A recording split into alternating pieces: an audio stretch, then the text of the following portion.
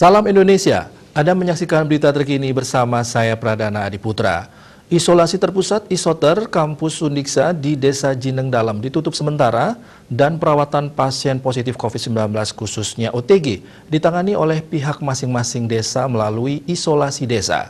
Keputusan menutup Isoter dilakukan atas dasar jumlah pasien yang dirawat di Isoter Jineng Dalam hanya tersisa 1 orang.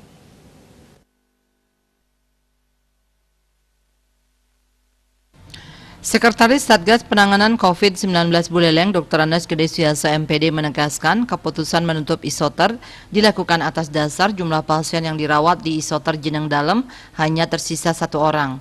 Pihaknya melakukan ini agar efisien karena pasien OTG yang dirawat hanya 1 orang. Pihaknya yakin desa mampu menangani jumlah pasien OTG 1-2 orang di isolasi desa. Keputusan ini juga telah disepakati bersama tim Satgas COVID-19 Buleleng beserta unsur TNI dan Polri. Selain itu, Gede Suyase yang juga Sekretaris Daerah Buleleng itu juga menyampaikan dengan perkembangan COVID-19 yang terus melandai selama sebulan ini, bukan berarti pengawasan disiplin protokol kesehatan menjadi longgar. Standar operasional prosedur tetap dilakukan, termasuk pada pengawasan isolasi desa. Hal ini dilakukan untuk menjamin agar pelaksanaan isolasi berjalan dengan baik. Terkait pengawasan pada perayaan Natal dan Tahun Baru nanti, Sekda Suyase menegaskan pihaknya akan berkoordinasi dengan unsur kepolisian dan TNI untuk melakukan pengawasan secara ketat. Pandemi belum berakhir, kasus konfirmasi masih terjadi. Semua tetap melakukan langkah antisipasi kendatipun kondisinya melandai. Robin Denpos melaporkan.